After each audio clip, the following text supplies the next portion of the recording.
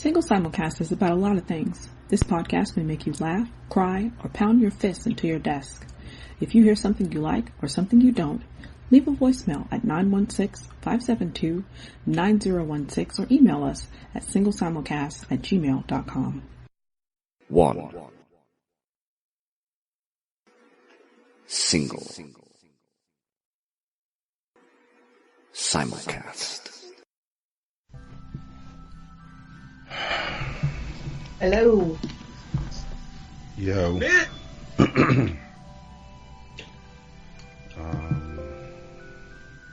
Okay, hold on one second. Okay.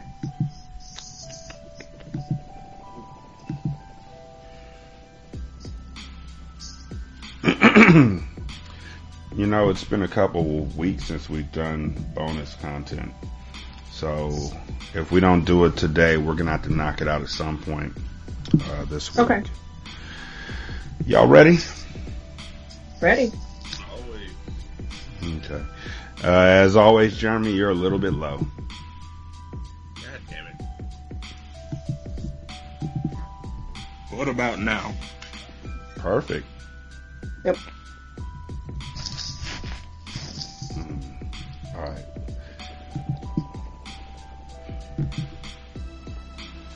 Single Simulcast episode 281. Shanta's here, per usual. Jeremy's here. Jeremy was supposed to be here last week, but he forgot. Because, you know, wasn't it your birthday last weekend? Or last week? At some point?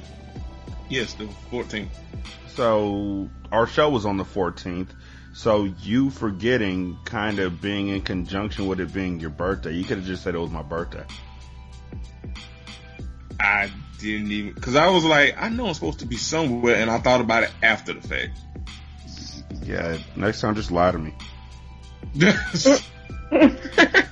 You're doing amazing, Rashanii. Just straight up, yo,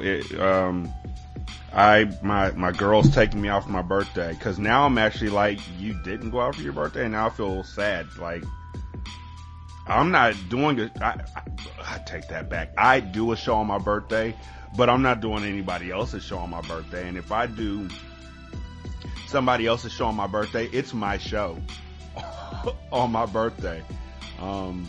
So if you invite me on to Crown and Collards on my birthday, just know it's Crown and Collards featuring Dan and Jeremy, cause I'm running that shit. It's my birthday.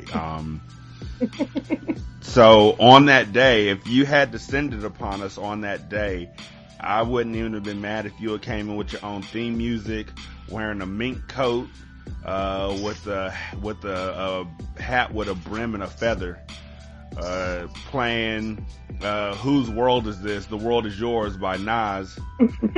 And then like when you sat down, you actually stood right back up and did a skate move with just shoes on that Sweetness did in Roll Bounce. I wouldn't even be mad at that. It's your birthday. But Older came in like T'Challa. Nah. Nobody can come in like T'Challa.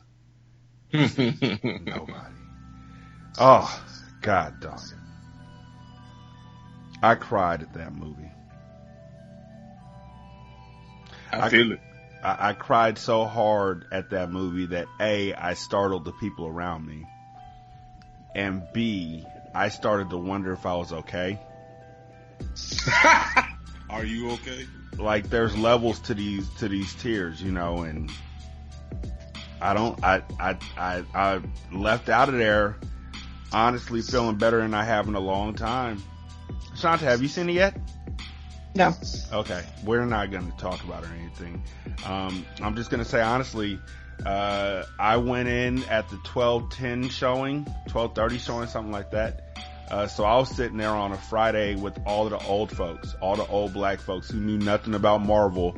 They just knew that there was they came, the folks who came to that movie, the folks who came to that showing were the same folks who would come to a Tyler Perry showing.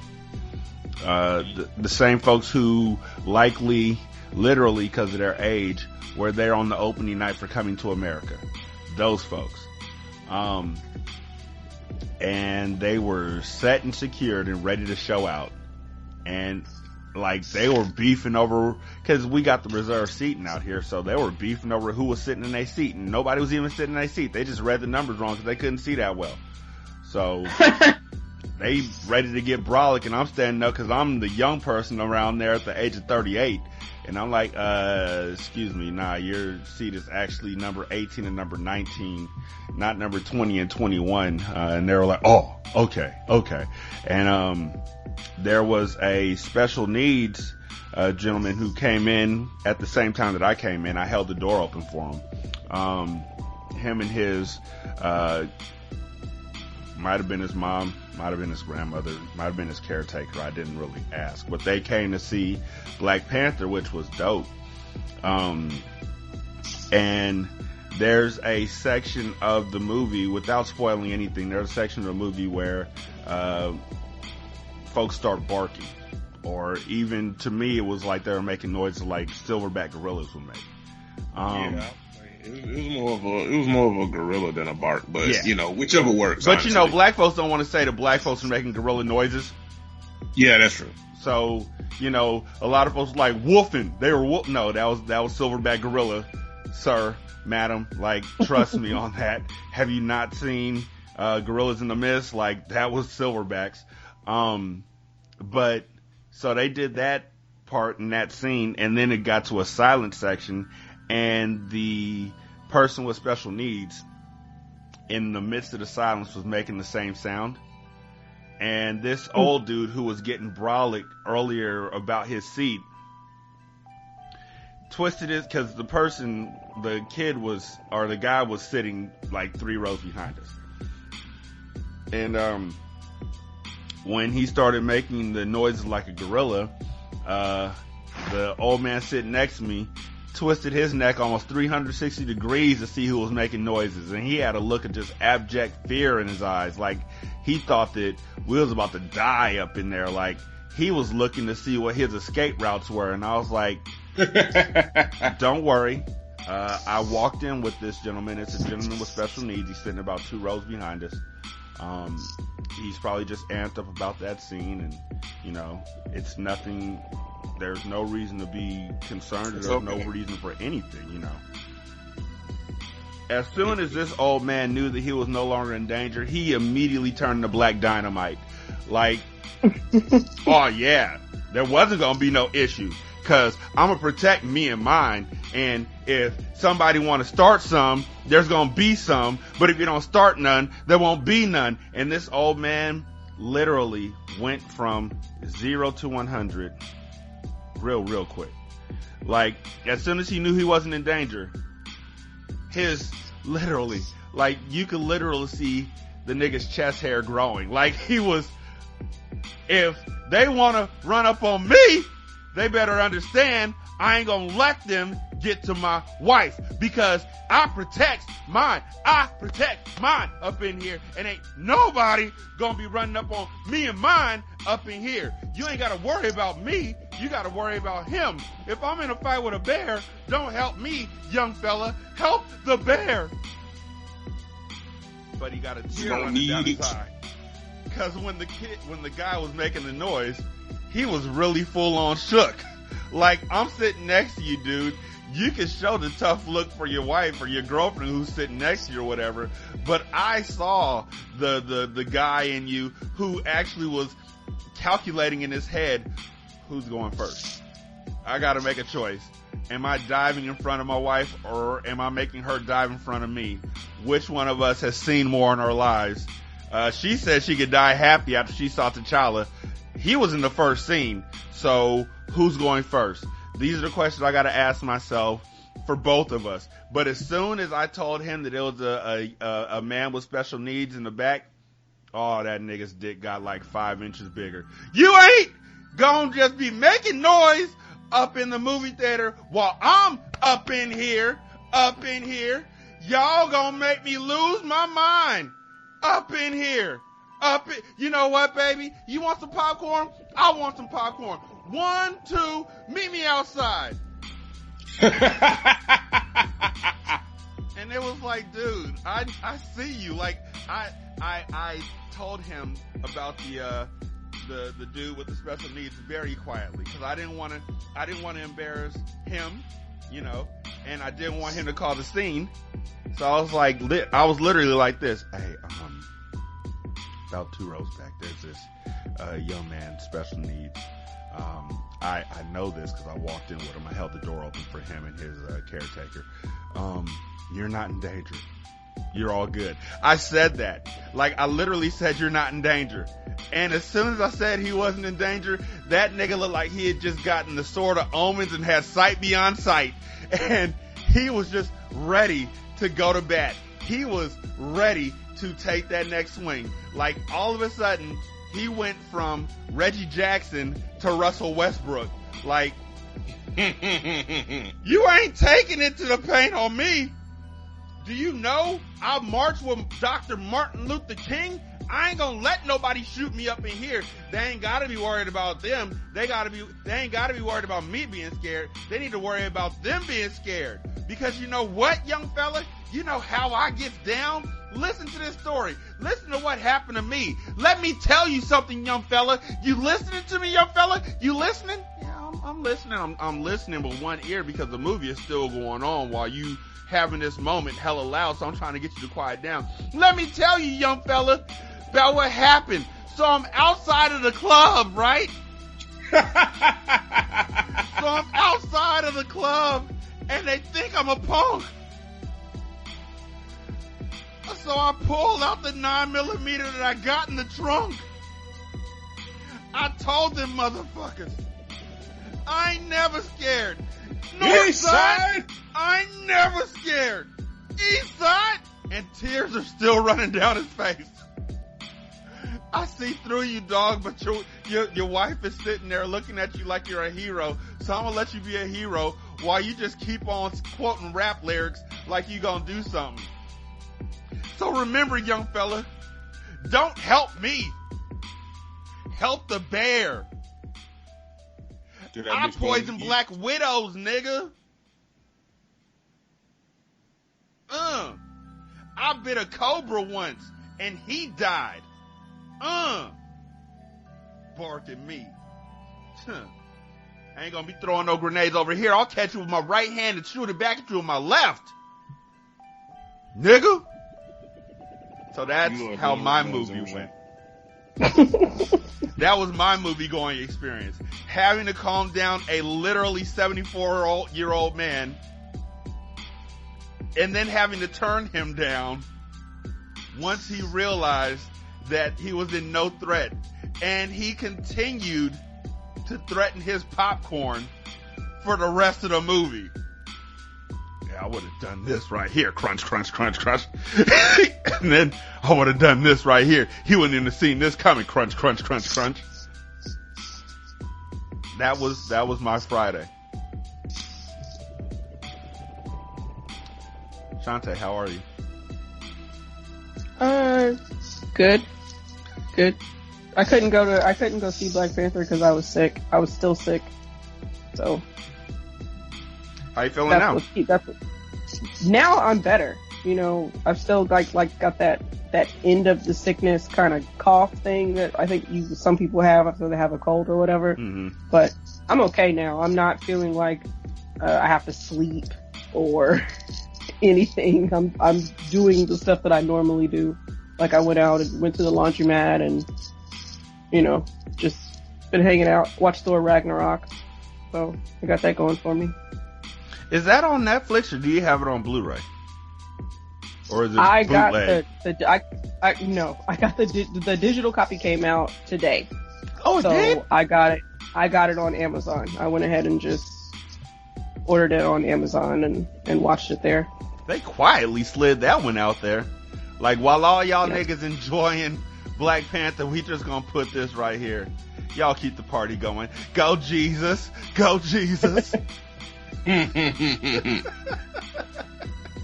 While y'all at altar call, I'm just gonna put this over here. Go Jesus! Go Jesus!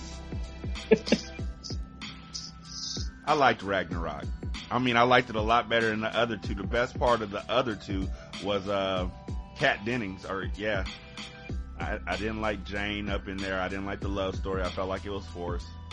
I don't know. I didn't feel like Natalie Portman was really a good portrayal of anybody in a Marvel movie. Like I could see that. She does seem, I don't know, I think there's some people that have been like, that are, I guess, typical dramatic actors in Marvel movies that have been like, oh man, that's really dope that they're in this movie. Like with Michael Douglas being in Ant-Man. Yeah. It was just like, oh man, that's cool. Or when Robert Redford was in, was it not Civil War, but the Winter Soldier. The Winter Soldier, like that, I was just like, oh, that's dope. And so I could totally see where Natalie Portman kind of fell short. I could see her type of acting, I guess, kind of falling short. Yeah, she looks like she'd be one of them niggas who'd be like, don't talk to me that way. I played Hamlet at Cambridge. Once Let me speak to your lose manager. my concentration. Like, what? Like, Are you okay, man? Do you know I was Queen Amidala? No, that's messed up. That's messed up. Somebody else who was good though too, in I guess it was a Marvel movie. I mean, it was Spider-Man, but Sally Field, when she played Aunt May, she was good. You know, when the Andrew Garfield one, obviously she was playing Aunt May to Andrew Garfield's Spider-Man. She was good. And the one from My Cousin Vinny too, whichever. Yeah, and Marissa Tomei. Marissa Tomei is dope. Yeah. Yeah, she did that. And the fact that, like, she's not, like, here's the thing. Aunt May is old. Like, in Spider-Man's mind, Aunt May is old, but Aunt May is, like, a little bit older than us. She might be, like, 50-something in the new Spider-Man movies. Maybe. Sure. Maybe a cool 47. And, Tony Stark is just like, damn. And so, Right. I enjoyed that element of Tony Stark, like, hey, what's going on with your auntie? Like, hey, auntie. Like, let me holler at you real quick. Yeah, nah. I mean, I love all of the Marvel cinematics. I just know that there's no way I'm gonna buy them all at this juncture. Like, it's too late for me to start buying these movies. Netflix is here. I'm spoiled. Like, I'm not gonna watch a Blu-ray, you know, and I've been burned before. I have, Scarface, the double, VHS tape in my closet because it's never gonna go out of style. And I have the, laser disc of Top Gun because it's never gonna go out of style. The laser disc? Laser disc. Wow. Big so you ass, was like it. It real with the technology. It's I never had a laser disc. It is. It's like a record. It's like it's big as a record, right? It might be bigger than a record. Okay. I know it's big as hell. It is garishly huge. Like, if I sharpen the edges of it, I could be like Kung Lao in Mortal Kombat and just slice niggas in half with it and wear it like a hat. Like, it is huge. My whole head can fit in the circle. It is large and in charge. Like, I don't know what we were thinking or our parents were thinking because we were like 9 and 10 when they came out, but Laserdisc, still got one. Don't know why. Might just do that. I might sharpen the edge to a razor point and go out and out-of-Baba-Leahy the fuck out of somebody. Next time I go to the movie theater and the old man is sitting next to me looking over his shoulder, I'm gonna be like, I got this. Don't worry. You're safe. I know I'm safe. Are you safe? Little homie? Who you calling little homie? You were just crying. Like, I really wanted to, but I didn't want to because I don't know if that was his wife or his side piece. Because he was looking over his shoulder even before the the guy with the special needs started making noise. He was looking over his shoulder like he was trying to juggle 2 dates or something.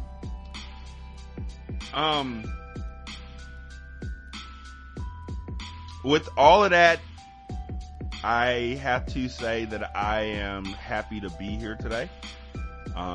I want to say that I know that winter is here for a lot of folks. I feel like winter is here for me too. It just hasn't really manifested itself yet. And when I say winter is here, I'm talking about seasonal depression or depression. And I don't really know any other way to talk about this. There's no way to really flip back, because anything I talk about was going to be likely humorous, so I may as well go with this here. I really took time out on Friday. I saw Black Panther. On Saturday, I really started looking at things in my house that I could use to harm myself. And I don't know what the change was. I don't know. I have a suspicion of what caused the change in my mind, the change in my heart, the change in my energy. There were just a lot of things that were going on as far as, to be honest, they weren't even big things. Like my internet was messing up, so I couldn't record my show. I couldn't do storytellers. And then, my internet was messing up the next day, so I couldn't do the Dream Team, and they had to do that without me. But it's not always something big. You know, you think that depression is that huge rock that just falls out the sky and becomes a mountain, but it doesn't have to be a mountain. There was a comic that I always reference because I love it. I love this comic where this guy is sitting by himself and he's like, why are you here, depression? I didn't even do anything wrong. I was having a great day, and depression just overtakes him like an alien being. And it's so vivid and it's so real, and that's exactly what happened. So I was sitting at home looking at ways to hurt myself, not ways to, I don't think, kill myself. I don't think, but just ways to make myself feel something, because I just felt empty. I was lonely. I really felt lonely. In a house full of people, I felt lonely. And I was sitting in my front room with a bowl of ice cream that I couldn't taste. It was raspberry chip, and I couldn't enjoy the flavors. And I talked about what it's like to when you step out into the sun again, when you feel all the depression lift and the world looks brighter, and music sounds better, and food just smells better and sweeter and all that kind of stuff. Well, when you walk back into the gray, when you walk back into the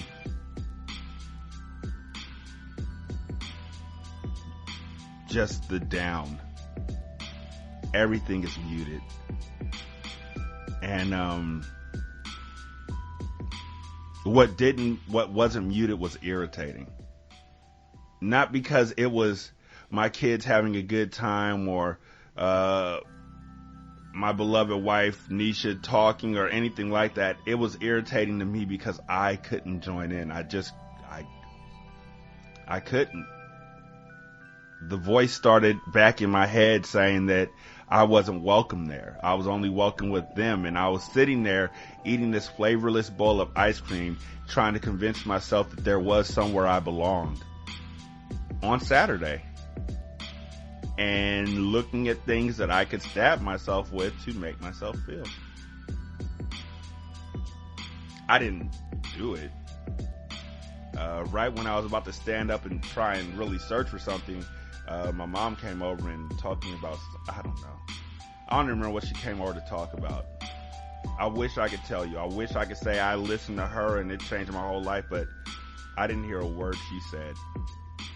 I just sat there with my ice cream and listened. I think I just sat there with my ice cream and looked at her, honestly. And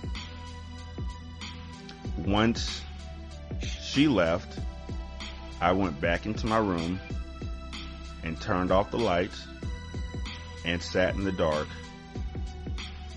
and missed 2 episodes of Altered Carbon as they played around me.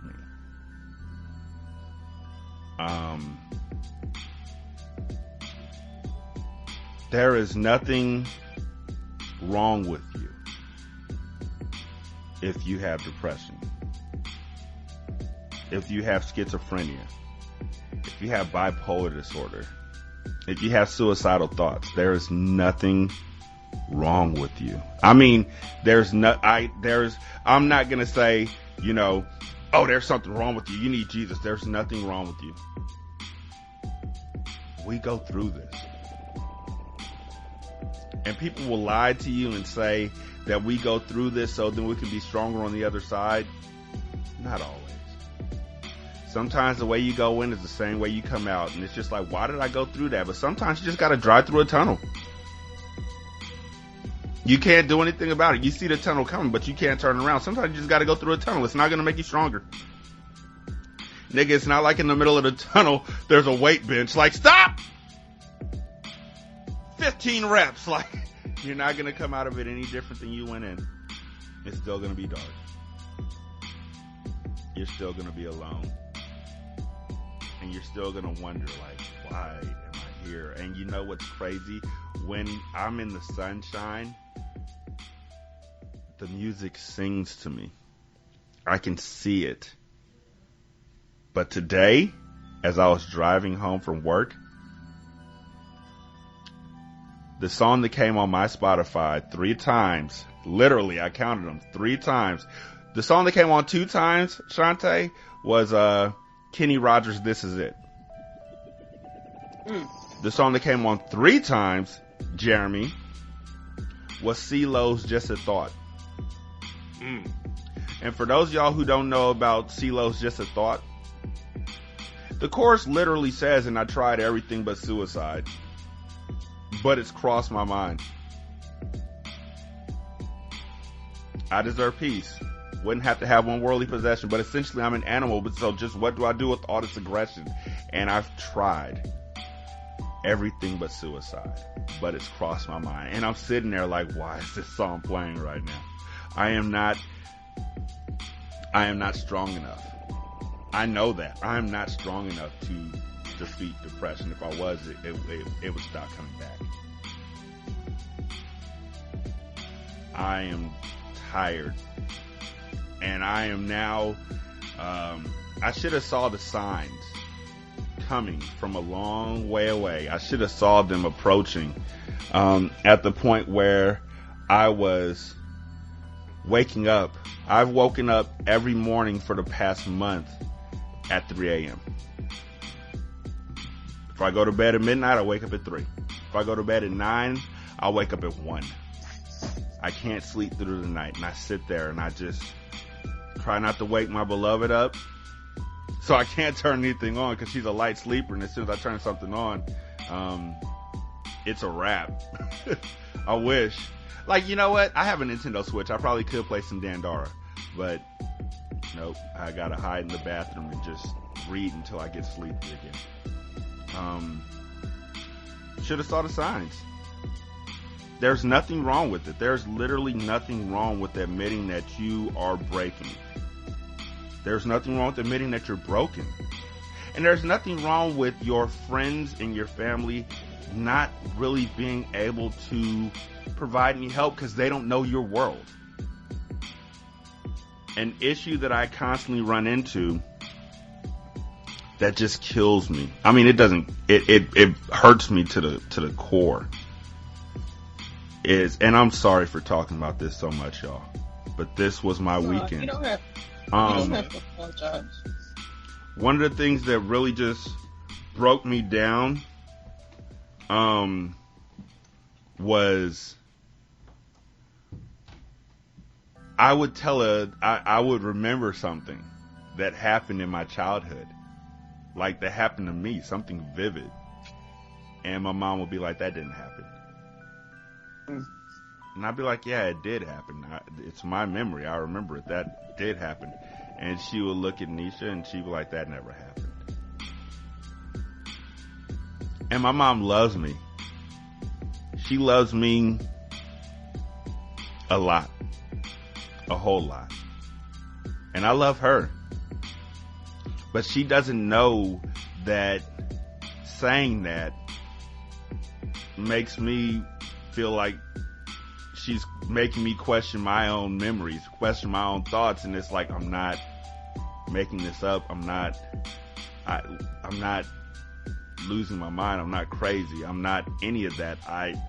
My memories are mine.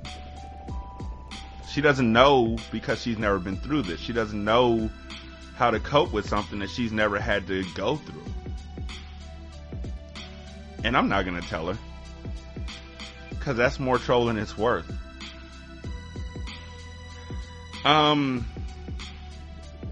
But we're here. I'm here right now.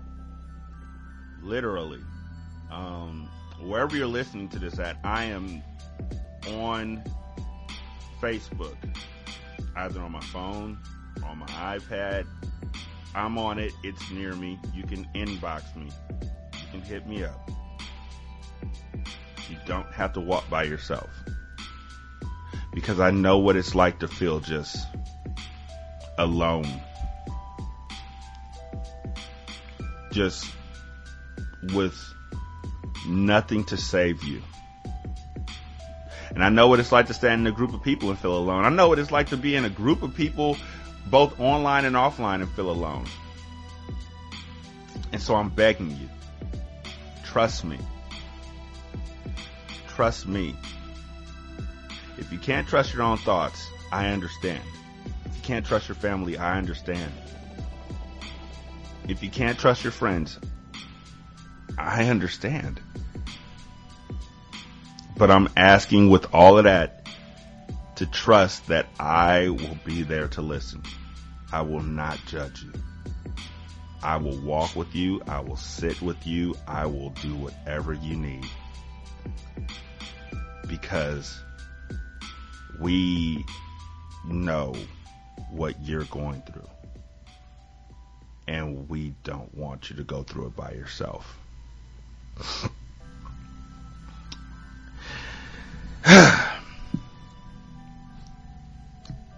Yeah, I'm done. I think that's pretty much it. I wish I could say now to the funny news, but probably not. Probably not. Unless y'all got something that I know nothing about, because there's been some horrible stuff that's been going on this week. This weekend. Nope, I mean, let's go ahead and get to it. Sammy's like, why did I show up for this episode? Last episode was great. We was talking about people getting stuck in ball jars and all that kind of stuff.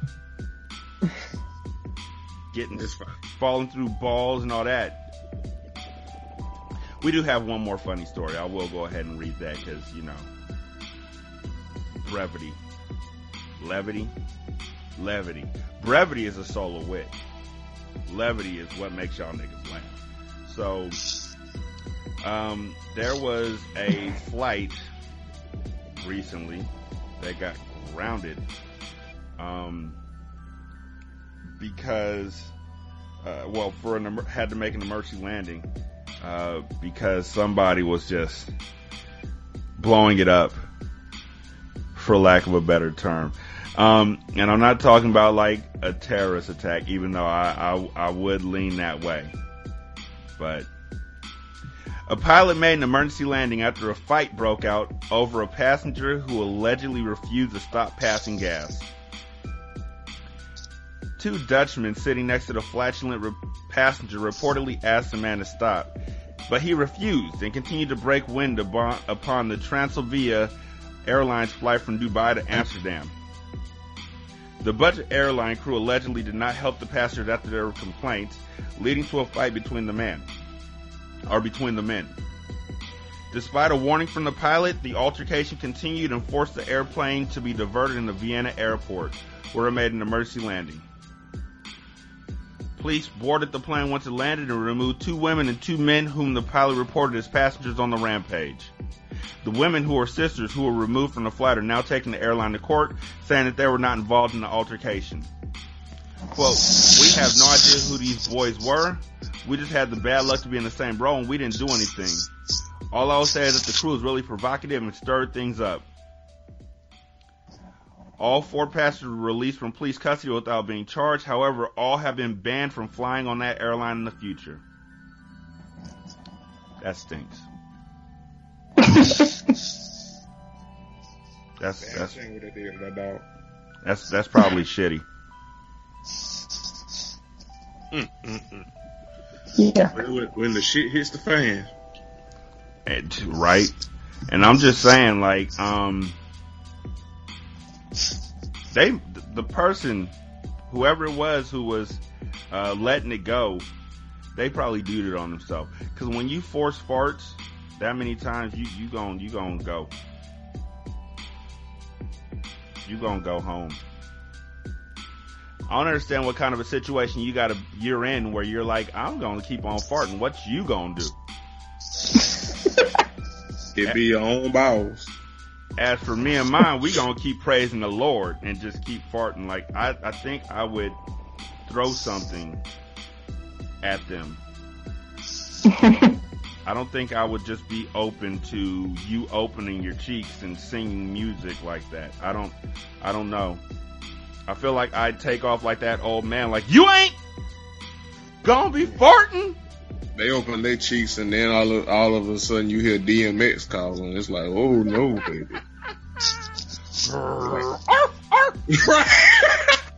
What you really want? Oh man. Y'all gonna make me lose my thoughts. Oh. I am concerned about what that person ate. I'm concerned that they couldn't sew their butt cheeks shut. First of all, you know that person ate a year's supply of Chipotle, first of all. Whew. I'm just saying, like, if you got 3DL, I'm okay with that. You know you know they house smell like old chitlins. Right. But why the other ones get arrested though? You got 3DTL. That's not on them. If you got doo-doo down the leg, that is not an issue for them. And if I gotta attack you, that means that I have seen some shit. Like, literally, like, like, I'm asking you to stop it. And this goes right back to the 3 strikes rule that I told my children to follow when it comes to people in their school. If somebody in your school is bothering you, the first thing you do is you ask that person to stop. That's strike 1. If they say no, then you tell the teacher. That's strike 2. If they continue to do it and the teacher doesn't do anything about it, 3 strikes, knock them out. So they asked them to stop talking, or to help them to like go to the bathroom or something. I'm sure that they said all these things. Go sit on the toilet, man, because when my kids are passing gas, I will give you all the suggestions in the world before I get mad and just blow my stack. Look, go to the bathroom. They fart again, get your funky ass into the bathroom. They fart again, I told you to get out of here. So the third time this person farted and looked at them, I'm sure that somebody was like, I will rip this seat back tray off of the seat back and slam your face into it. And then we would have had funk. Once the funk hits the fan, all the people wanna dance. It's time to get funky. Oh. I ain't taking no shit from nobody. A Florida man desperate to get his beer on Friday used hot dogs and a corn dog stick to attack a gas station clerk, police said on Monday. First of all, how the fuck you attack somebody with a... First of all, how you attack somebody with a wiener? What the fuck? Like you just shaking it. You shaking it at him, you motherfucker. Hey, I can just picture somebody shake. Hey, I can just picture him shaking a hot dog like how the old man did in New Jack City at Nino. $1 Your soul is crying in hell. I shall take up thy vengeance with this hot dog. No, see now I want to know if it was cooked or if it was uncooked. Because you know when they're uncooked, they shake more. They're less, well, I don't know what the firm.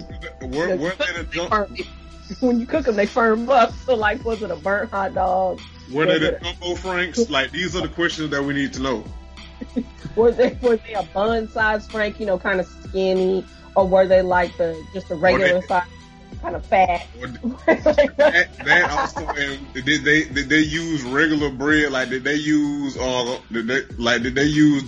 store brand bread? And then, because they couldn't afford the buns, they just rolled the two piece of bread together and put the bun.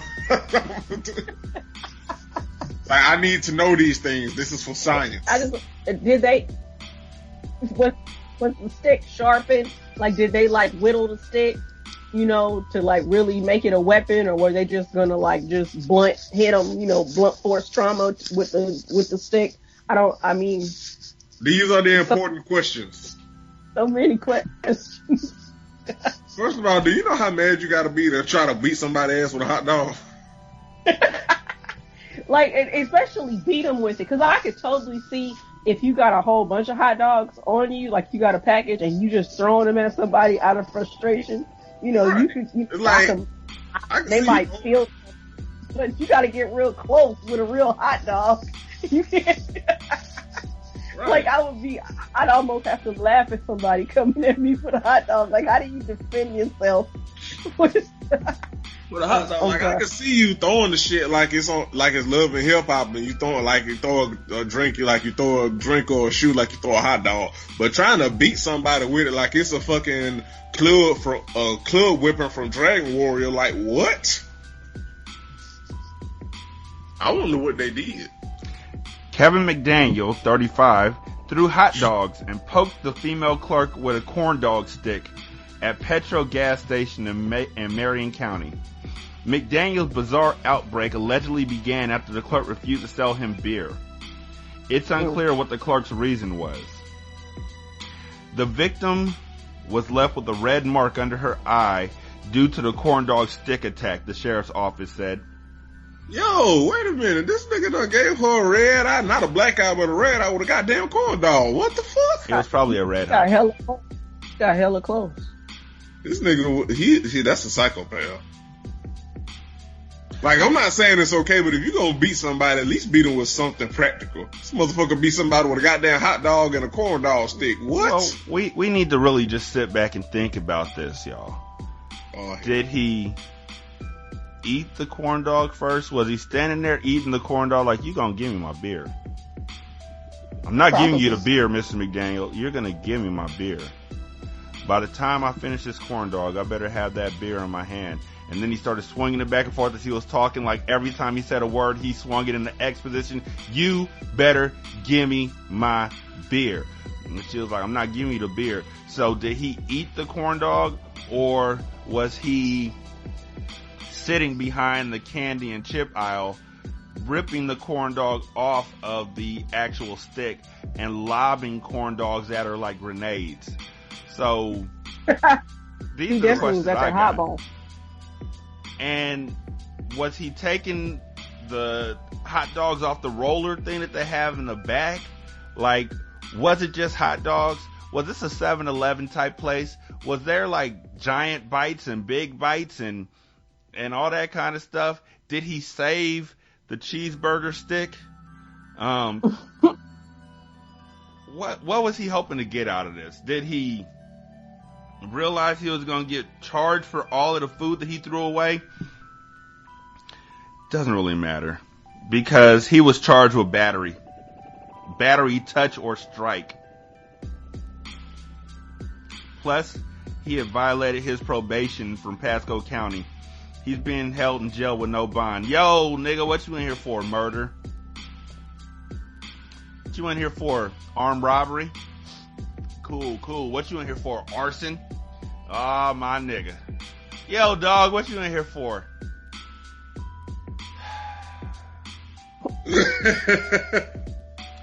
See,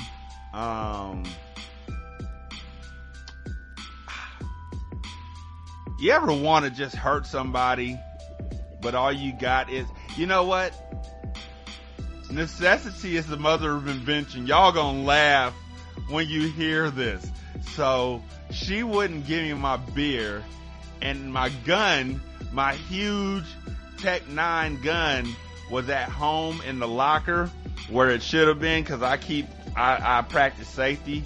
But she wouldn't give me the beer, and when I asked her why, she said, you know why, and I didn't know why. Wasn't nobody explaining to me why.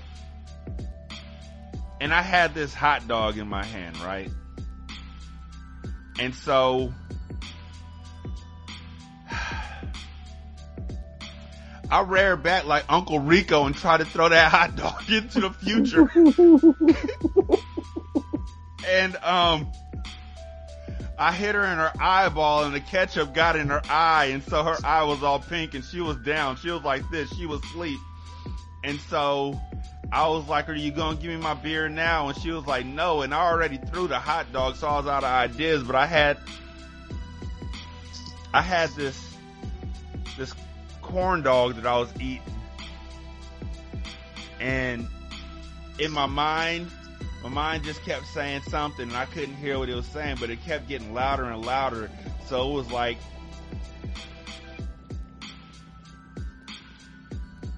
you know, honestly, to be perfectly honest, I'm more upset. Stick to the plan. And so I realized I had a corn dog stick in my hand, and I was going to stick to the plan. So I stabbed her with the corn dog stick. Oh, you stabbed her eye out? No. She just got a red mark under her right eye. I tried to get her under her left eye so she could join TLC, but it went under her right eye. I'm honestly more upset at the fact that he wasted food than he assaulted somebody. Like, I know that's wrong, but I'm more upset at the fact that he probably wasted a perfectly good hot dog and corn dog.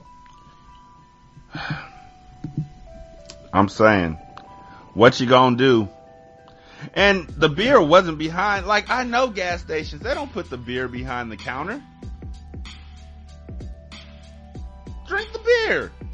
If you're gonna cause a ruckus, you may as well go all out. Don't go out throwing hot dogs and corn dog sticks. Drink a beer.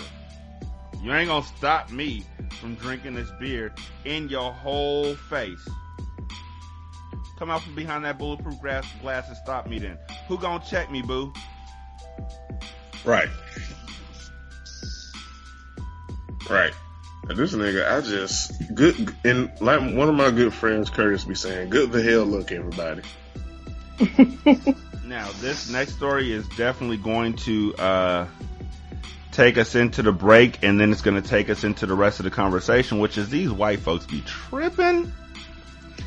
An Ohio teenager charged an adult for the killing of his younger brother after an argument over Halloween candy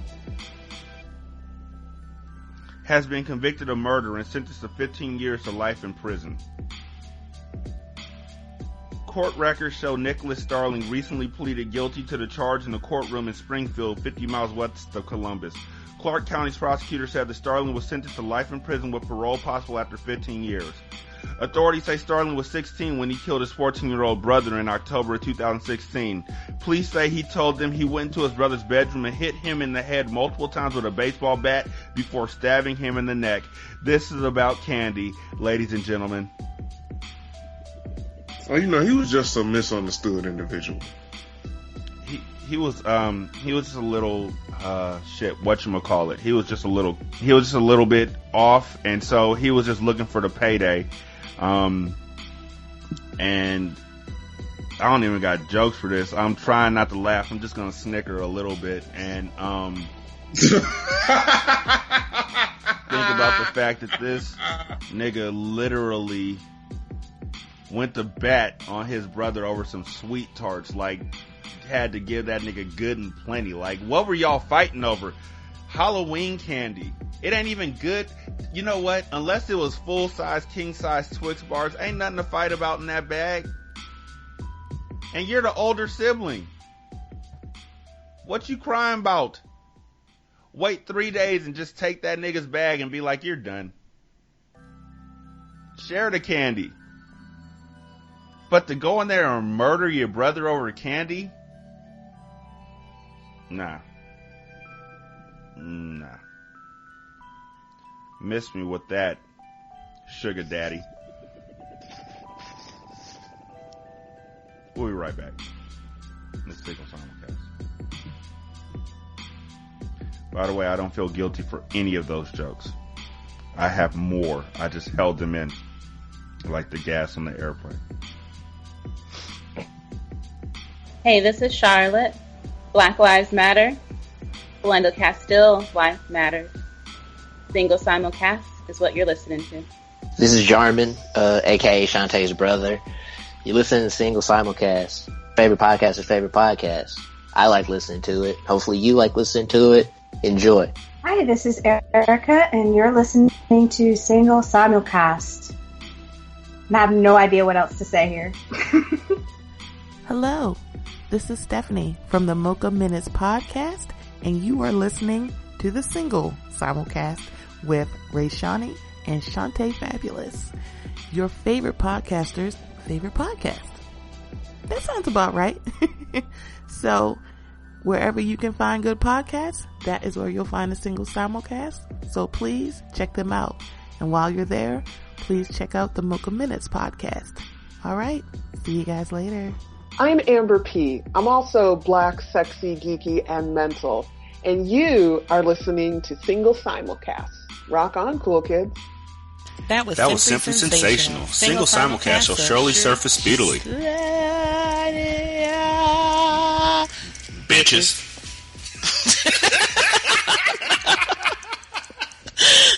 Hi, this is your man Jeremy from the Crown and Collars podcast, and you are listening to Single Simulcast with my man Rashanii and Shanta Fabulous, your favorite podcaster's favorite podcaster. And I'm your favorite podcaster, so that should be your favorite podcaster, because I'm your fave, and your fave's fave. Check them out on Single Simulcast, and check out Crown and Collars, found wherever you can find great podcasts and the CSPN network. Single Simulcast wants your reviews. Leave a review on Apple Podcasts, Google Music, or wherever you listen to us. Tag Single Simulcast with the screenshot of your review on Facebook, or use the hashtag SSCast on Twitter. Enjoy the rest of the show. Hello, this is Stephanie from the Mocha Minutes podcast. On the Mocha Minutes podcast, we like to have fun and we like to talk. We talk about everything and anything. That includes ratchet reality TV, every single one of them housewives. We talk about television shows, we talk about movies, music, and we definitely keep up with today's current events. You know who else likes to have fun just like us? Rashanii and Shanta Fabulous on the Single Simulcast. You can find them wherever you find your podcasts. And that is everywhere because they are everywhere. And while you're looking for Rashanii and Shanta, please come check out the Mocha Minutes podcast. Hope to hear from you soon. You did something and I heard me. Something. I don't anymore. Something for the honeys. A little something. Something for the honeys. Yeah. Guy that likes the... I don't even know the words anymore. I can't remember the words either, actually. That's what was just happening. I was like, what did he say in that song? I really don't know any of the words. Yeah, that was his all you know is, you know what? Something for the honeys. You know what? I bet you we play that song as soon as we hear it, we're going to know the words sporadically. I'm the guy that likes to pick you up. That's not it. In my something trunk. Put it in your butt. That should be it. That's a much better line than whatever he came up with. Dang. Montel Jordan, his one, Something for the Honeys isn't even one of his top 5 songs on Spotify. You serious? Wow. Like he has 4 other songs. Let's get it on tonight. Let's get it on tonight. Okay, I forgot about that song. Twice. Wait, this is how you do it? Is on there twice? It's like a remix? Probably because, if you have a best of album. Oh, yeah. How the fuck does he have a best of album? I don't know. Let's see what's on it. Kick back. I turn around my baseball cap. I have a 46 on my lap. Coming right back at you. Is this something for the Hunters? Yeah, he is. Yeah, that's what he did, man. He would sound like he was about to rap and he'd sing Tyree Styles. Baby, this is for you and you and definitely you. I'm the type of guy who takes time to just kick back, turn around my baseball cap. I got a 46 on my lap. Ivory. So let's see. Female worth my while. I'm so, and I know I hit it and I hit it if she's with it. I get the 5 to the 6, 7 digits. Call her up on my cellular. And all the shit that I say. The fun will begin when I hit the scissors. you fucking called that shit. As soon as the fucking song played, it was like, I got it. Are you interested in supporting this Black podcast? Awesome! Become a Patreon member at www.patreon.com/singlesimulcast. And for $5, you'll be able to chat with the host during our monthly Q and Awesome session. You can also support the show via our Teespring store at teespring.com/stores/single-simulcast and get a shirt or a mug. Single also Simulcast have the option episode to put a little something in our 281. cup at Shanta's here, Jeremy's here, I'm here. Single Simulcast. You're here. We appreciate you. So thoughts and prayers. I am of a full mind that thoughts and prayers can change the world. Because that's why everybody keeps on using. I feel like everybody's using thoughts and prayers the same way that everybody was trying to use magic spells in Hogwarts, and Hermione was like, you're saying it wrong.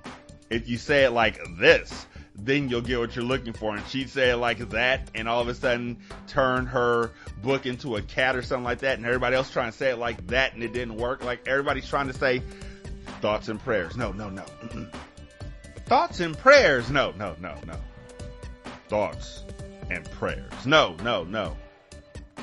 Thoughts and prayers. And somebody's going to say it correctly. And when they say it, God is just going to appear. And he's going to take away all of the pain and all of the strife, but not the guns.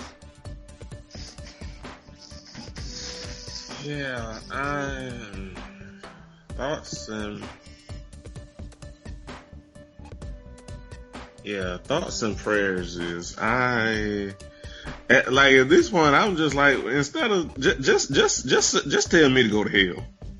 Like, don't tell me the thoughts and prayers, just, because nothing's changing.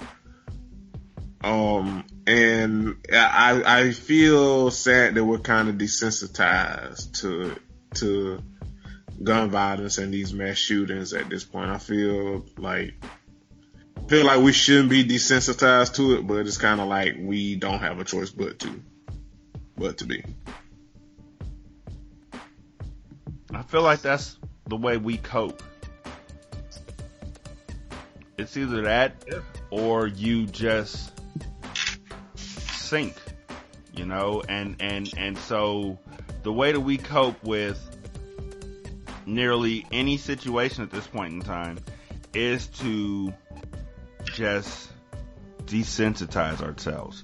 Like, I can't take the thought of another child dying. I gotta turn this off. I gotta stop caring. And as somebody who feels empathy all the time, whether I want to or not, you gotta literally try and shut it off for your own sake, for your own sanity. And it sounds stubborn and it sounds selfish, but I feel you. The problem is, are we benefiting anybody at all by desensitizing ourselves to it? That's not the problem. That's the question. Are we benefiting ourselves? Are we benefiting others?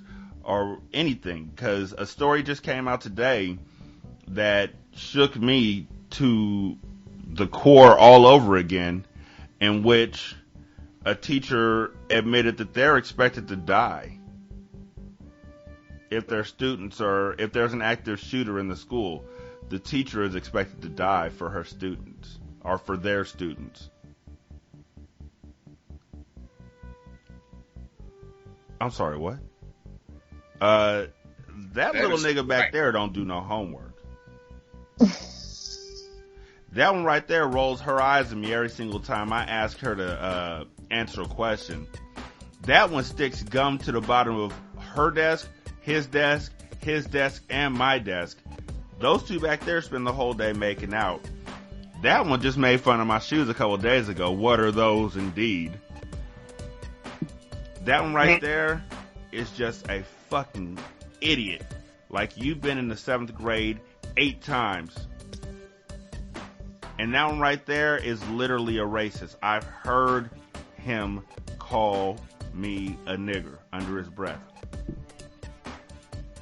So if a gun pops off, active shooter situation pops off, I don't know if I'm built for protecting all y'all's kids. I'll protect my kids to the death of me. Shanta, I'm pretty confident I protect your kids. I'm 95% confident I do that. I'm 97%. 97. I'll stop at 97. Got to give me that 3% plus or minus for survey purposes. But a lot of y'all's kids, you just gonna be mad. Yo, Rashanii, what happened? There was shooting at the school. Where are you at? I'm at the Pizza Hut. What do you mean, where am I at? I told them to jump out the window. We're on the 1st floor. Wasn't that far to go. They're 8th graders. I'm at Pizza Hut. Matter of fact, I gotta call you back because I'm about to play this game of Altered Beast. Rise from your grave. I can't. It feels completely selfish. I feel horrible kind of saying it, but I'm pretty certain that if I died to protect your kids, first of all, my wife would hate you. Even if you came up and was like, I'm so grateful, my wife would hate your kids. I'm just being honest. My kids would hate your kids.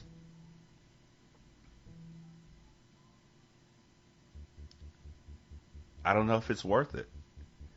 And I want to be a teacher. I do. I want to be a teacher more than almost anything. I want to teach 5th grade. I think kids are awesome. But if I got to protect your kids in a gunfight, I don't know if I can do that. I'm just keeping it 100. I don't know if I can do that. I don't know if I could bring myself to have and I'll run into a fire to save people. I will. I've had to, there's been situations where there's been fires near our home. Go help.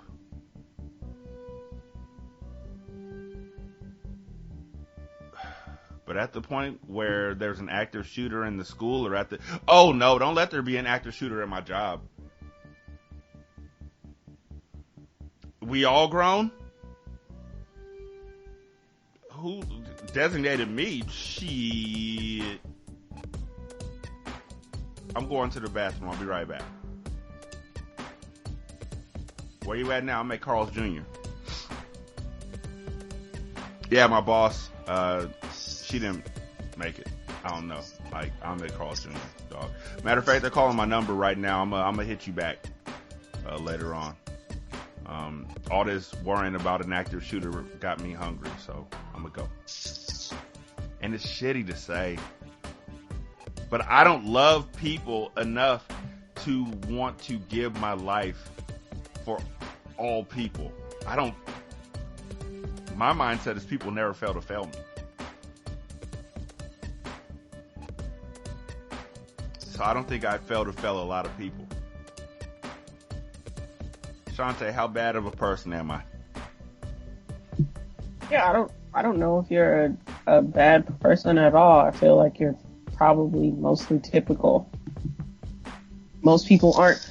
For one, most of us are not going to be in that kind of a situation, in a kind of life or death kind of situation where we're going to have to die for kind of strangers. So I don't expect a lot of people to be willing to put themselves in that type of a position, to kind of put themselves in that mind frame and say, yes, I will be the person that will hold the door or distract or, you know, whatever. I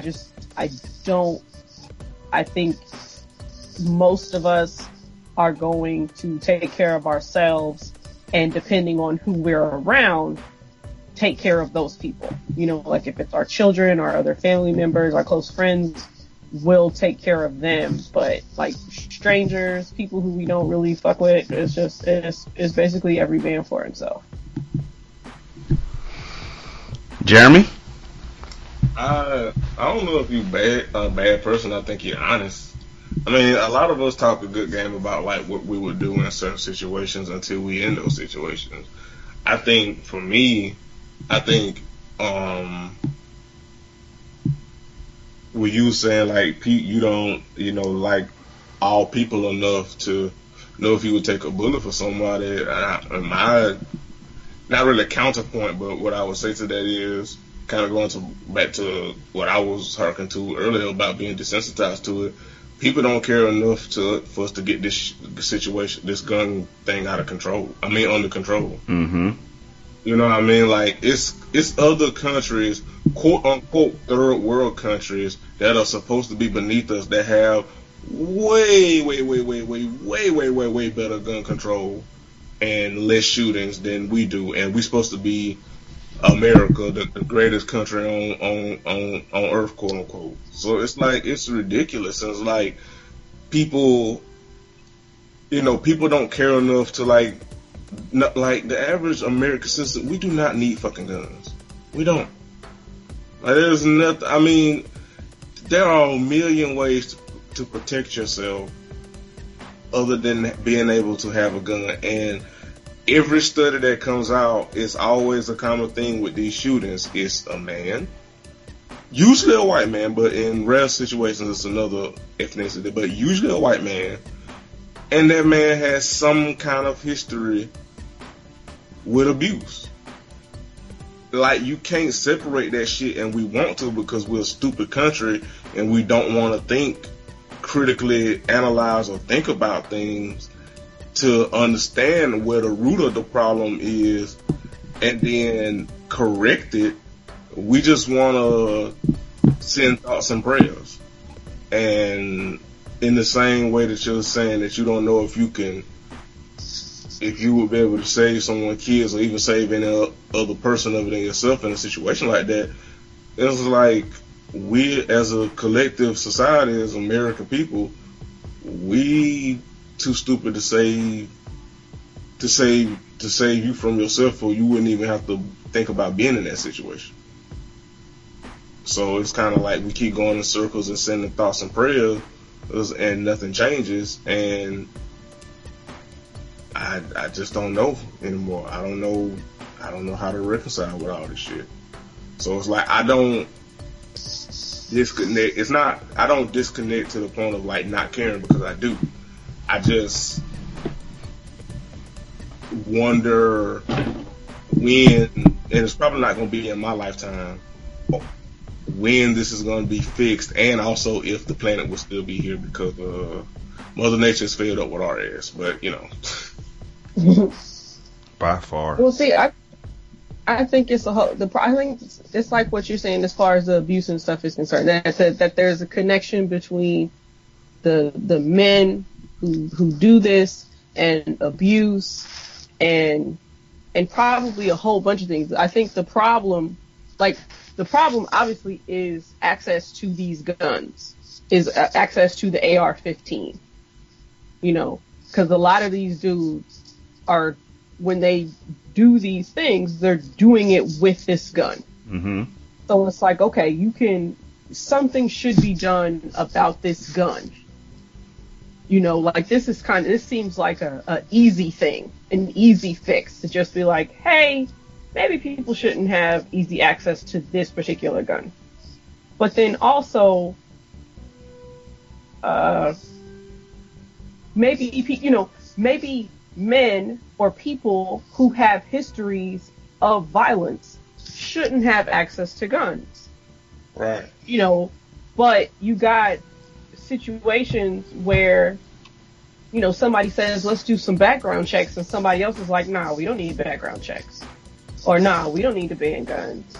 You know, people are responsible and all, you know, it's a whole bunch of problems that need to be fixed, that needs to be addressed for all of this stuff. I think we need to address, and it may not be necessarily for this kid, but just address how we raise our children and how our children interact with other children, because we know that the shit that happens to you when you like in 5th, 6th, 7th grade, whatever, in high school, that shit still impacts you when you like 30-something years old. Some of that shit that happens to you still thinking about that shit. You know, now it would be nice if you weren't, and maybe some people aren't, but it feels like on the one hand, people acknowledge it for some kids. You know, like we're telling our LGBTQ youth, we're telling them it gets better because we know they're going through some fucked up shit where they're going through their childhood. You know, we're telling them that it gets better, but we're not emphasizing on making it better for them right now. You know, like telling our straight kids who are assholes to stop being fucking assholes, telling our parents to stop raising their children as assholes so these other kids can stop feeling ostracized and upset with themselves and lashing out. Because it totally makes sense that motherfucker's gonna lash out. It's like, it's not okay that this kid lashed out if that was the case. It's just that it makes sense that people lash out, people hurt themselves, but it's like you want to fix it on the back end, you know, after something's already went down, but you're not trying to really fix it on the front end. You're not changing the way your children interact with each other, the way you interact with your children. You know, emphasizing care and compassion and tolerance and all this different kind of stuff is basically just like, because people act like bullying is just a regular sort of thing that's supposed to happen in school. Like, that shit doesn't have to happen in school. It doesn't have to. You know, kids getting clowned for their shoes or the way they walk because they like anime. Like, motherfuckers always clowning the kid. Like, one of the things on Twitter, you know, the meme of the kid who runs down the hallway with his arms behind him, you know, like, because you like Naruto or whatever the fuck it is. That doesn't have to, I mean, it's funny because maybe that's what because you interacted with those kids who, you know, who did that. But at the same time, it's like, does it have to be that way? Does it have to be normal that kids get ostracized and get made fun of in that kind of way? My mindset is that, as long as there's people out there who are like, getting bullied makes you tougher, it's not going to work. And I mean, we can say that we don't have that mindset anymore. We don't have that mindset of bullying is alright. But there was literally, just a couple weeks ago, there was an episode of Blackish that came on, where one of the main themes was that Diane and Junior were sitting in the front seat of a car while they were driving home from school, making fun of the kid who was sitting in the back seat, clowning on him. That wasn't 2002. That wasn't 1989. That was 2017, 2018 that show came out with that. And her excuse was, I was trying to toughen him up. Same way I toughened you up. But the thing about it is, being bullied rarely toughens you up. Being bullied triggers you. being bullied pushes you to a place that you don't want to go. Being bullied instills fear in you, but it doesn't help you get tougher. And so when my dad used to bully me, saying that he was trying to make me tougher, it just made me no longer want to be around my dad. Bullying. Well, we glorify that shit though. We think it helps, but it really doesn't. No, it doesn't help. But like what Rashanii is saying, as far as like that's interacting within families, and that's what I'm talking about. Is like the way you interact with your kids, or the way your kids interact, because that's where a lot of that shit begins within the home.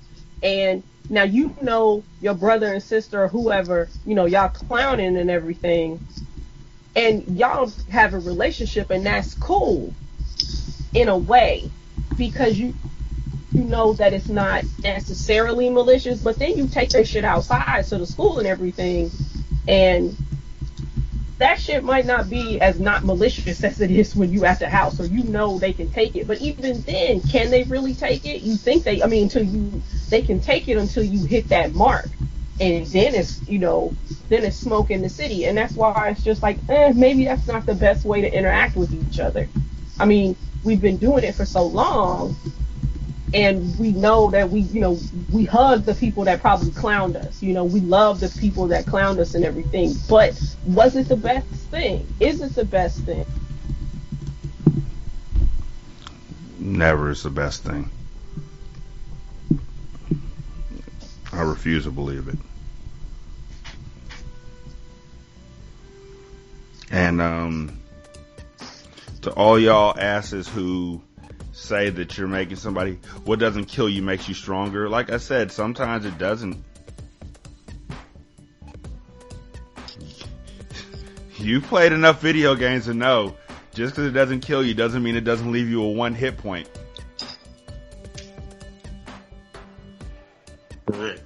What doesn't kill you can literally leave you on the edge, where all it takes is one push.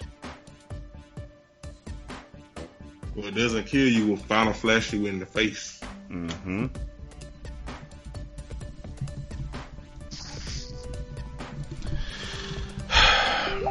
Let me see. What else was I going to talk about? Doggone it. My cousin's been hacked on Facebook. I just got that message where it's just my name with question marks and in a video. Like I'm going to click that shit. You muted. Oh yeah, definitely. Don't let it be something random. Unfollow.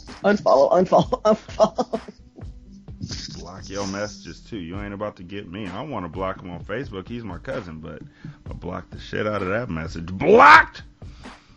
So, we don't grow well from bullying.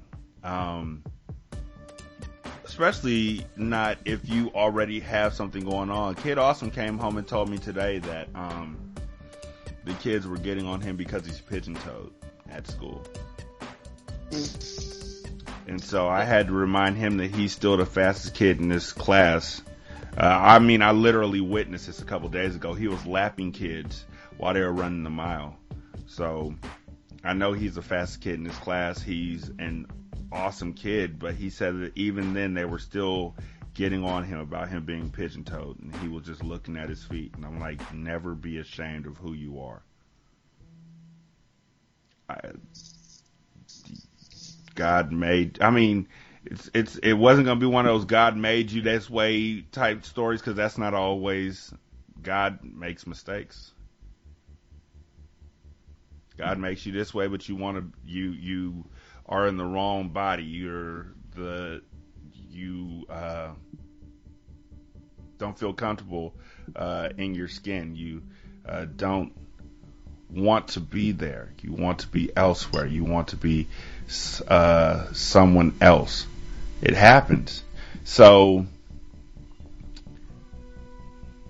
I don't really know how to explain to him at this juncture that I think he's wonderful, because it's really what he sees.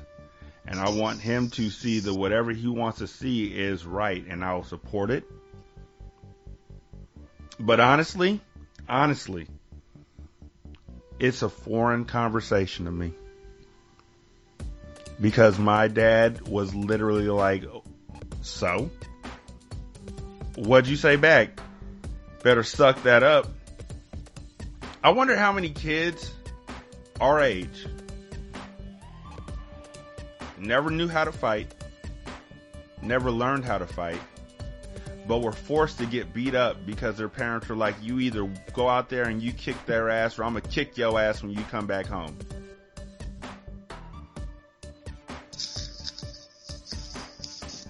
I just never told my parents when I was getting into a fight. They'd be like, why are you home? I'm tired.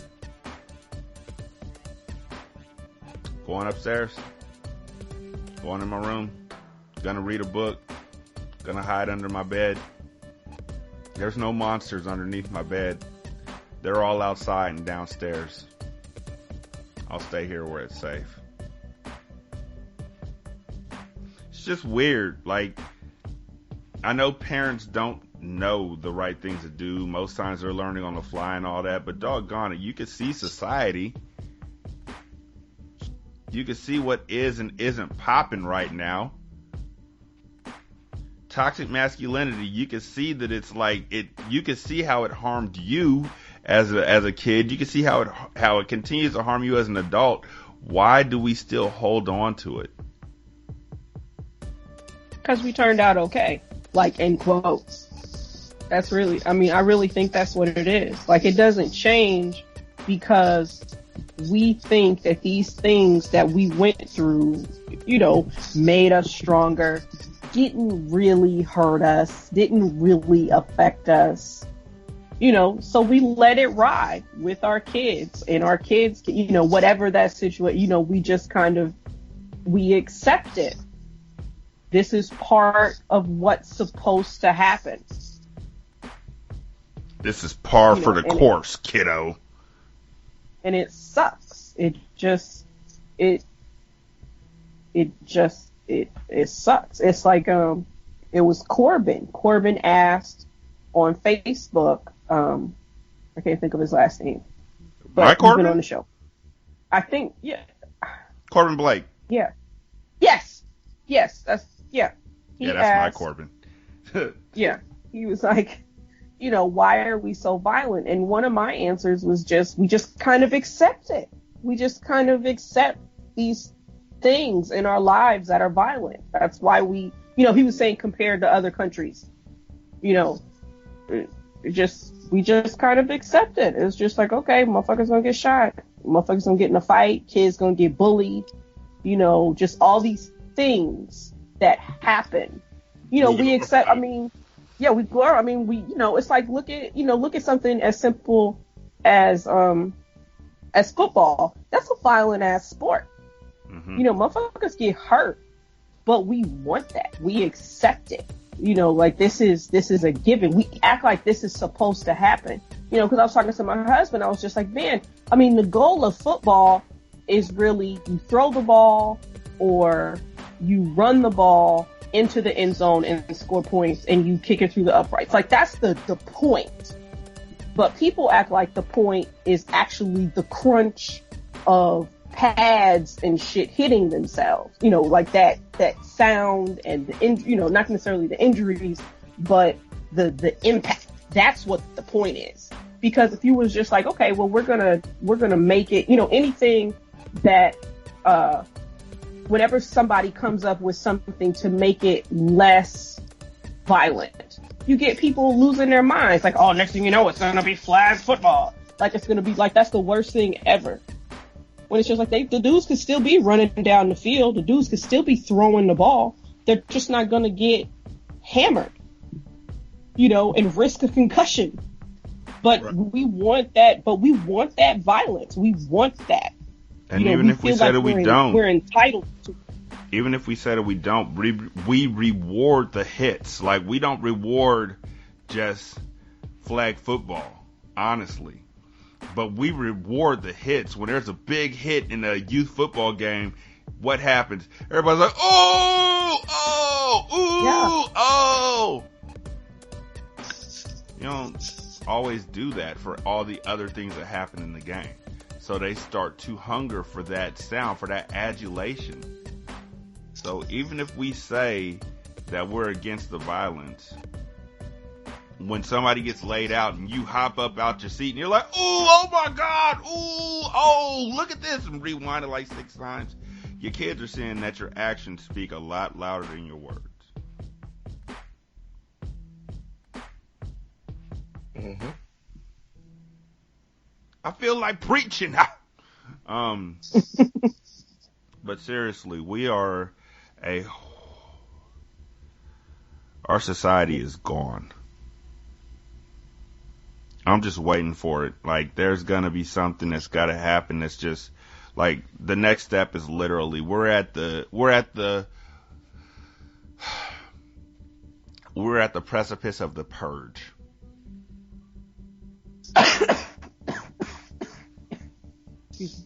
That's the next step for us. Somebody's just gonna be like, you know what? All these racists and all these Nazis and all that, they just got all this hatred in them. We just need a day where they can let it out legally. Yeah. That's why a lot of people in 45 during the election cycle, when 45 when 45 was running, a lot of people were saying like this is it, like this like we are living in the purge, election year, or on the or close to it. At the very least, in the last days. I mean, I've heard folks from church saying that. It's unfortunate that nobody, I mean, the folks who should care are getting paid too much to care. And so we care a whole heap, but there's nobody who's going to hear us because we don't have the money. We don't have the money to be heard.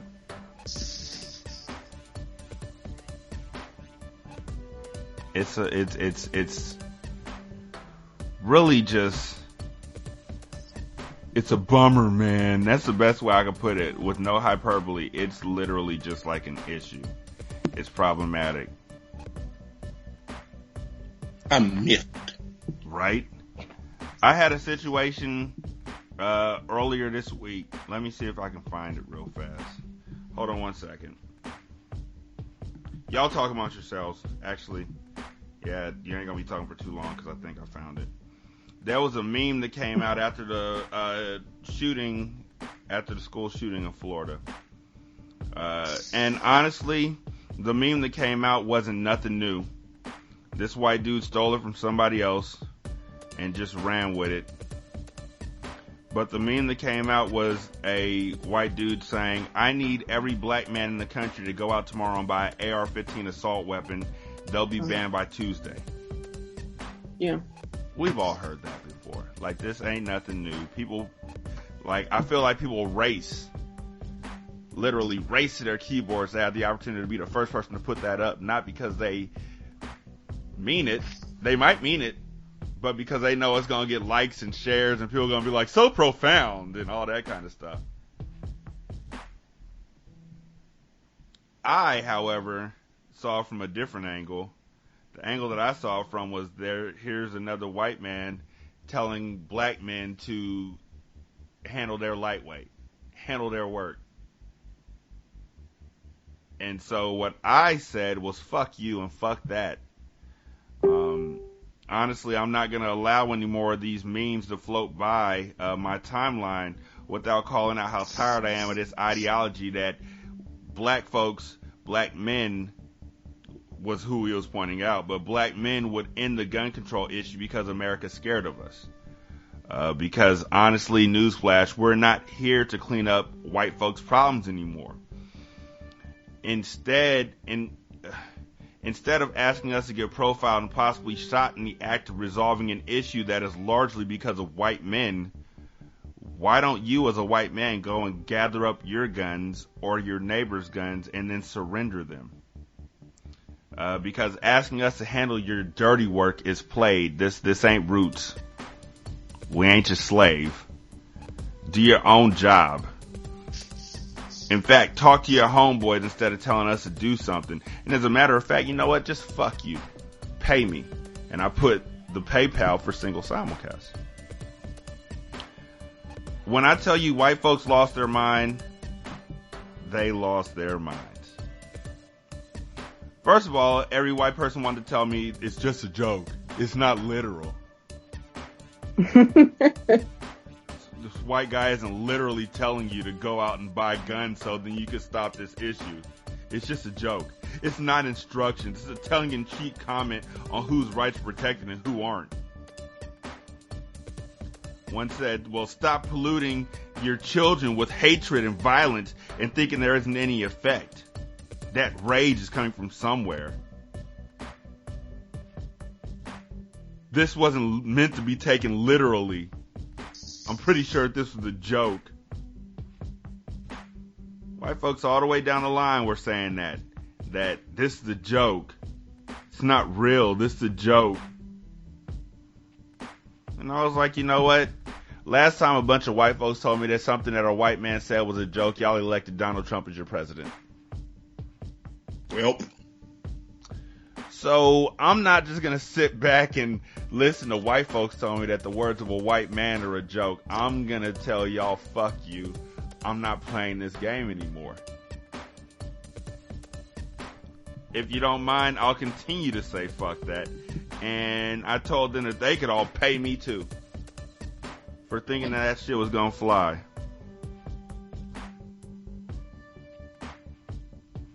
It's just, I don't know any black folks who walk into white folks stuff and mansplain or womansplain or blacksplain anything to white folks. I don't know how that works. I don't know when that happens. I want to see it. I think it will be fascinating. I feel like the white folks just look at us like we were growing horns. But these white folks were so insistent that this white person who was telling us black men to go out and buy guns because we could literally stop this gun violence issue by Tuesday. Like there weren't going to be casualties. Like the Ku Klux Klan isn't just going to say, see, that's exactly what we've been telling you all about for years now. Let us at them. Like there's not going to be brushback. Like black folks aren't going to be the cause of this. Like they're not going to blame us for this. Like they're not going to look at our childhoods. Like they're not going to look at the way we were brought up, or our moms, or single moms, or absentee fathers, or two-parent household, but one doesn't make as much money as the other, so that must be the issue. Like they're not going to look at all of that. See, white folks, you have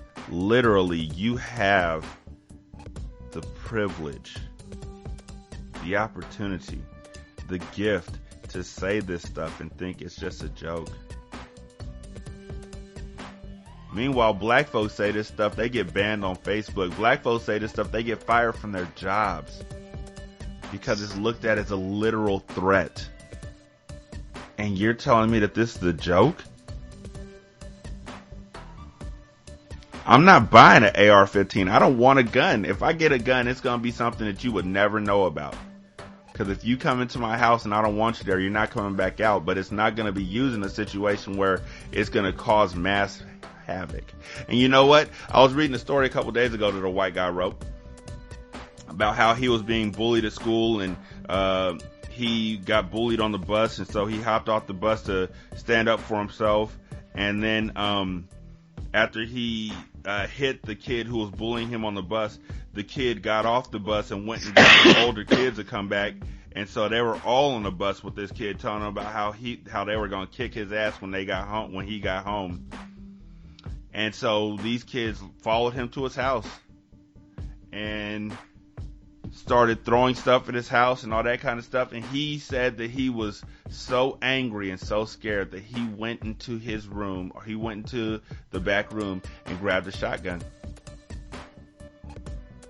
And he was going to shoot a hole through the door and hopefully kill somebody, and the rest of them will run away. He was that mad that he was ready to do that. And the only reason why he didn't do it wasn't because not because clearer minds prevailed or anything like that. No. The only reason why he didn't do it is because a car was passing by, and somebody leaned out the car and said, "Y'all leave that kid alone." And they all scattered. Otherwise, he was going to shoot. He wasn't proud of it. He wasn't proud of this story. He wasn't proud of his part in this story. But he was saying how quickly he could become a shooter when threatened. I read another article about a white guy who walked into a gun shop a few days after the shooting happened in Florida, walked into a gun shop with no license, expired license rather, at the age of 20. And they were like, you can get an AR-15 right now. Let him take pictures with it. Told him to try it out. Tried to sell it to him. Didn't need any registration. Didn't need 15 days. Didn't need anything. They were just going to sell him that gun right there, sight unseen. These are all things that I feel are classic white privilege. And we have to admit that. You have to admit that. If we want to make changes, the first change that has to happen is that you got to admit your privilege. It took me, how old am I? 38? It took me 37 years to really understand intersections. And I've been listening to the Black Podcast with Father Teresa. I've been listening to Cognitive Dissonance. I've been listening to White on White Crime. I've been listening to all of these podcasts for many years and never really understood intersections. Until one day I realized that I am a black man, a black cis male, who is upper middle class. So, when all the upper middle class people come around, they stand with me. But then they look at me differently because I'm black. That's one intersection. Another part of that intersection is I am a cis male. So all the cis men stand around me and look at me because I'm black. Another intersection is I'm a black male and everybody looks at me because I'm black. I never really understood what that meant until I started listening to these white folks who have all of these intersections and just can drive straight through all of them. It doesn't even matter. They don't even see the intersections unless they want to see the intersections. And I think that that's a problem that I have as well. I think that's a problem, Jeremy, if you really think about it, you have it. And Shanta, as a black woman, you may not think about your intersections much either. I don't know.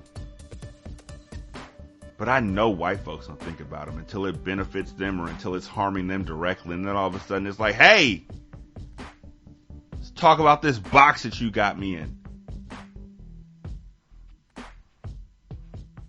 Until we could talk about intersections, until we could talk openly about race and racism, until we could talk openly about how society is harmed by toxic masculinity, until we could talk about how we need to curtail bullying, until we could talk about all of that, until we could really lay out how the words, and I apologize in advance, how I heard the word queer playing football way before I knew what it meant.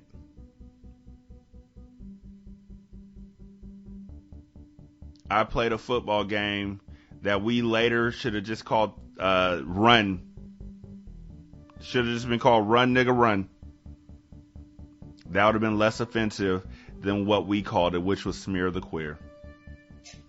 At an extremely young age. And I thought nothing of it. About how we were taught from a very young age that men kissing men is ugh. You don't kiss, you don't kiss your sons. You kiss your daughters because they need to know what a real man is like, but you don't kiss your sons. You don't hug around your kids. You only hug around grown people. All of these things. You see a girl you like, you gotta It's the thrill of the hunt. You got to pursue them no matter what. You can't give up. You can't give in. You got to wear them down. All these things.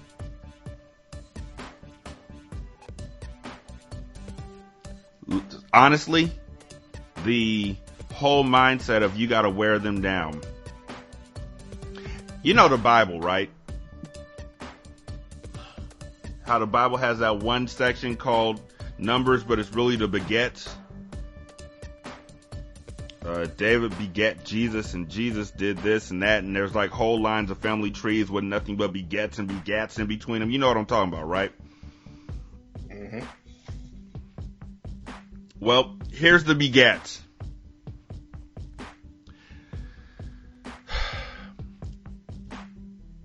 My dad begat the idea that I have to pursue a woman and wear them down. That idea begat the idea that I couldn't be gay. He always said a woman. It never even came into his mind to say, or a guy if that's your preference, or nobody if that's your preference. It was always just a woman. You got to wear that woman down. So my dad begat that ideology that at a very young age, how many girlfriends do you have right now? Oh, you a player because you got this many girlfriends. Don't hold your hand like that. You couldn't hold your hand limp. You couldn't hold your hand. He used to tell me for free throws, you shoot and then you follow through so your hand hangs limp like this, and he'd do like this at a very young age.